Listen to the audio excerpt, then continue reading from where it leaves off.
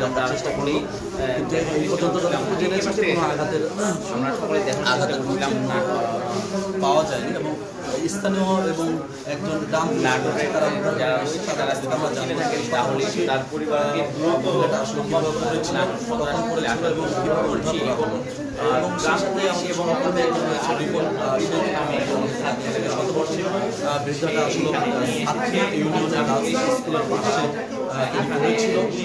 তারপরে কিন্তু স্থানীয়রা যখন দেখার পরে হাসপাতালে নিয়ে আমাদের ওখানে বিএনপির সাবেক চেয়ারম্যানের ছেলে নাজমুল ভাই আমাকে ফোন দিল, রিপন তোমার বাড়ির পাশে একটা শতবর্ষী মহিলাকে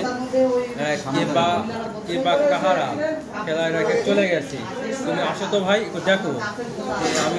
তখনই আমি ছুটে গেলাম, আমি ছুটে যা দেখি এই অবস্থা, আসলে ঘটনাটা সত্য। তখন আমি ইউনো স্যারকে অবহিত করি, ধরো সদর ইউনো স্যারকে।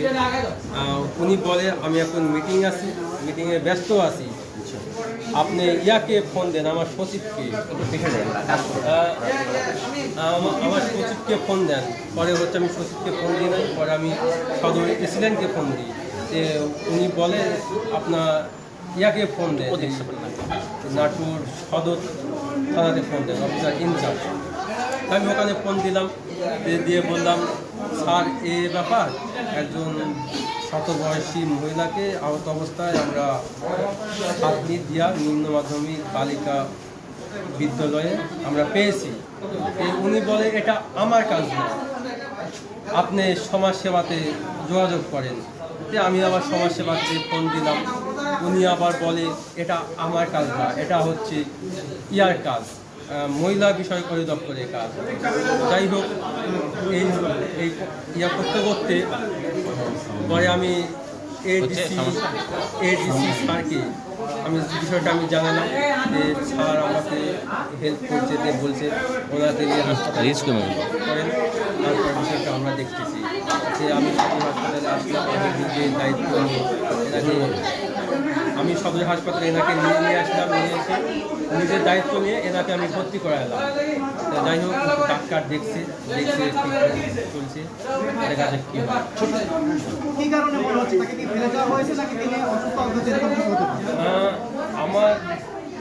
আমার অনুযায়ী এলাকার লোকজন বললো, কারণ এনার শরীরে আঘাত পাওয়া গেছে এবং নাক দিয়ে ব্লাড বের হচ্ছে। এটা অন্য জায়গায় স্থানীয় বলেছিল? হ্যাঁ, স্থানীয় বলছিল। আচ্ছা, আমরাও দেখছি। আপনারাও দেখছেন? হ্যাঁ। ডাক্তার এখানে দেখেনি? না, এর আগে এই মহিলাকে আমরা দেখি নাই, এই প্রথম। আপনার কাছে ছোট্ট করে একটু জানা, ইউনোকে ফোন দিলেন, এসিল্যান্ডকে ফোন দিলেন, নাটোর সদর থানায় গেলেন, কেউ আপনার ডাকে সাড়া দিয়েছে কিনা? আমার ডাকে হচ্ছে তেমনভাবে কেউ সাড়া দেয় নাই। কেউ সাড়া দেয় না। তাকে ফোন করে বলেছেন? হ্যাঁ, ফোন করে বলছি। সবাই কি বলছে? সবাই একই কথা বলছে। ইউনো স্যারকে যখন ফোন দিলাম, আগেও বলছি, উনি বলছে আমি এখন মিটিংয়ে ব্যস্ত আছি, আপনি আমার সচিবকে ফোন দেন। যখন প্রেসিডেন্টকে ফোন দিলাম, সে বললো যে আপনি ইয়াকে ফোন দেন, থানা সদরের প্রেসিডেন্টকে ফোন দিয়েছে? জি, আপনি থানাতে ফোন দেন। থানাতে ফোন দিলাম, তো এটা তো আমার কাজ না। কে বলেছে? এটা ইনচার্জ। হ্যাঁ, এবং আমার সদর থানার অফিসার ইনচার্জ? হ্যাঁ, বলছে এটা সমাজসেবার কাজ। যে সমাজসেবাতে ফোন দিলাম, সে বলছে এটা তো আমাদের কাজ না। সমাজসেবা বলছে আমাদের কাজ না, এটা হচ্ছে মহিলা বিষয়ক অধিদপ্তরের কাজ। তারপর আপনার দিশ না পেয়ে কোথায়? তারপর আমি এলাকে যেহেতু অসুস্থ রোগী, যেহেতু আঘাতের চিহ্ন আছে, তা আমি থানাতে নিয়ে গেলাম। আমি গ্রাম পুলিশ থানাতে গেলাম, অফিসার ইনচার্জকে বললাম স্যার এই রুগীকে নিয়েছি, এডিসি স্যার আমাদেরকে পাঠিয়েছে।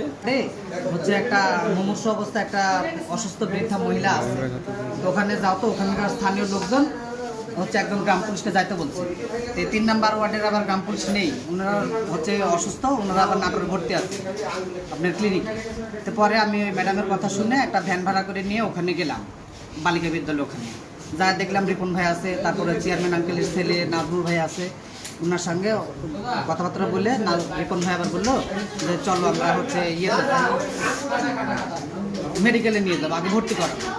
পরে নাজমুল ভাই আবার বললো যে হচ্ছে আগে থানায় নাও। আমাদের সচিবও বলছে আমাকে যে আগে থানায় নাও, থানায় নিয়ে গেলাম। থানায় নিয়ে যাওয়ার পরে ওনারা বললো যে আপনারা ওনাকে আগে ট্রিটমেন্ট করেন, যেহেতু কথা বলতে পারছে না, সুস্থ হলে পারে কথা বলতে পারে। তারপরে আর আপনারা ওদিকে হচ্ছে ওনার মানে গার্জিয়ান কারা আপনারা একটু তথ্য নিয়ে বাহির করেন, এটা মানে থানা বলল। পরে আমরা যথার্থ আমি আর রিপন ভাই হচ্ছে ইয়েতে আসলাম। আচ্ছা, এই মহিলাকে কি আপনাদের এলাকায় এর পূর্বে কখনো দেখেছেন কিনা? জি না, কখনো দেখেন না না এরকম মনে পড়তেছে না। তার হচ্ছে মুখের ছবি ওরকম পাচ্ছে না যে আমরা দেখেছি। তারপর ভাইয়া আমার বাসা অন্য ওয়ার্ড। ওনার এই ব্যাগে কি কি ছিল এটা দেখছেন? না, ওখানকার স্থানীয় মহিলারা বললে যে ওনার ব্যাগে কাপড় চোপড় আছে আর হচ্ছে 150 টাকা আছে, আর ওনারা হচ্ছে আপনার ইয়েতে ট্যামরে গোজা আছে 400 টাকা। আমরা দেখিনি, ওনারাই ভ্যানে উঠাই দিচ্ছে এ পর্যন্ত। ছোট করে আচ্ছা, আমরা একটু দেখানোর চেষ্টা করি একটু সামনে থেকে আমরা কিছুক্ষণ আগে যার কথা বলছিলাম যে শতবর্ষী বৃদ্ধা, তাকে যদি কেউ আসলে চিনে থাকেন অবশ্যই তার খোঁজটা নেবেন এবং শেয়ার করে জানিয়ে দেবেন এই মহিলাটি আসলে কার মা, তার সন্তান আসলে কে, এই খোঁজটা এখনো পাওয়া যায়নি। তার সন্তানকে তাকে সাতনি থেকে উদ্ধার করে নিয়ে আসা হয়েছে, উদ্ধার করে সদর হাসপাতালে এখন রাখা রয়েছে। আসলে শতবর্ষী মহিলা যে বয়সটি, সে বয়সটি আসলে তার খেটে খাওয়ার মতো হয়তো বা সে পরিস্থিতি নাই।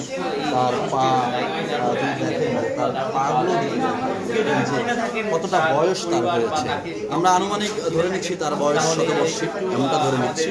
এবং তার দায়িত্বটা আসলে কিছুক্ষণ আগে রিপন যেটি আমাদেরকে বর্ণনা দিল যে থানায় গিয়েছে, থানার দায়িত্ব নিচ্ছে না, সমাজসেবায় গিয়েছে, তারা দায়িত্ব নিচ্ছে না, ইউনো মহোদয়কে ফোন দিয়েছে, সচিবকে ফোন দিয়েছে, সদর এসিলেন্টকে ফোন দিয়েছে, তারা কেউই আসলে দায়িত্ব নিচ্ছে না। একজন আরেকজনের উপর চাপিয়ে দেওয়ার একটা যে প্রবণতা, সেটা আসলে তার বর্ণনা, রিপনের বর্ণনায়